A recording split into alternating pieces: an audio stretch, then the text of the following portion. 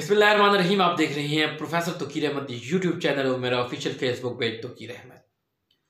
आज हम बात करेंगे एक्सपेंसेस की, लेकिन उससे पहले कल वाली बात को मैं रिपीट करना ज़रूरी समझता हूँ।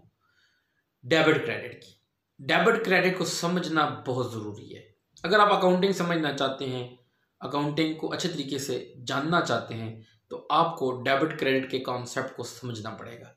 जैसा कि मैंने आपके सामने कल बात की थी कि एसेट इंक्रीज हो तो डेबिट करना है, एसेट डिक्रीज हो तो क्रेडिट करना है, लाइबिलिटी कैपिटल इंक्रीज हो तो क्रेडिट करना है, कैपिटल डिक्रीज हो तो डेबिट करना है। तो आज हम बात करेंगे एक्सपेंसेस की। एक्सपेंसेस बिजनेस में इंतहाई अहम किरदार अदा करते हैं।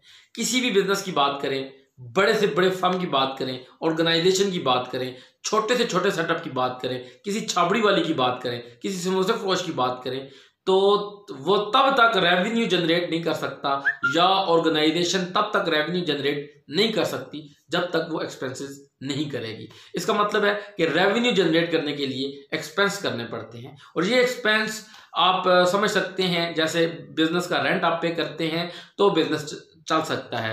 बिजनेस में सेल्समैन को सैलरी पे करेंगे तो आप रेवेन्यू जनरेट कर सकते हैं, बिजली के बिल पे करेंगे तो रेवेन्यू जनरेट कर सकते हैं, इंश्योरेंस पे करेंगे। इसी तरह और डिफरेंट एग्जांपल्स हैं एक्सपेंसेस की, जैसे ट्राइड ड्यूटी, कस्टम ड्यूटी, किसी भी किस्म की आप ड्यूटी पे करते हैं तो आप अपने बिजनेस को अच्छे तरीके से परफॉर्म कर सकते हैं, आप अपने बिजनेस में रेवेन्यू जनरेट कर सकते हैं। तो यहाँ पर ये बात, एक और बात आप समझना बहुत ज़रूरी है कि आपको पता होना चाहिए कि एक्सपेंसेस की दो किस्में हैं। एक को हम कहते हैं डायरेक्ट एक्सपेंस और दूसरे को हम कहते हैं इनडायरेक्ट एक्सपेंस।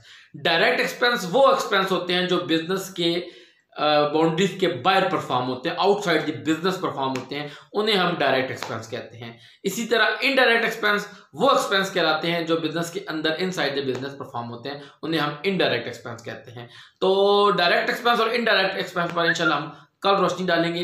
यहाँ पर जो सबसे अहम चीज़ है जो आपने अंडरस्टैंड करनी है, जो आपने समझनी है, वो ये है कि डेबिट क्रेडिट का रूल एक्सपेंसेस पे किस तरह अप्लाई करना है। यहाँ पर ये बात याद रखनी है कि किसी भी बिजनेस में, किसी भी ऑर्गेनाइजेशन में, किसी भी फर्म में अगर एक्सपेंसेस इंक्रीज करेंगे, बढ़ जाएंगे तो उन्हें डेबिट करते हैं, एक्सपेंसेस अगर डिक्रीज कर जाते हैं तो उन्हें क्रेडिट करना है। तो जैसे कल मैंने आपके सामने बात की थी कि asset increase debit, asset decrease credit, इसी तरह एक्सपेंस की भी यही नेचर है कि expense increase debit, expense decrease credit. और कल मैंने आपको बताया था capital increase credit, capital decrease debit.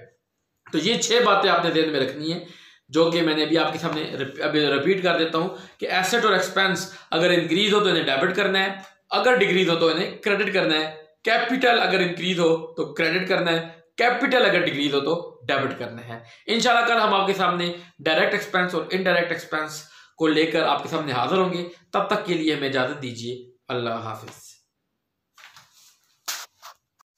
बिस्मिल्लाहिर्रहमानिर्रहीम। आप देख रही हैं प्रोफेसर तोकीर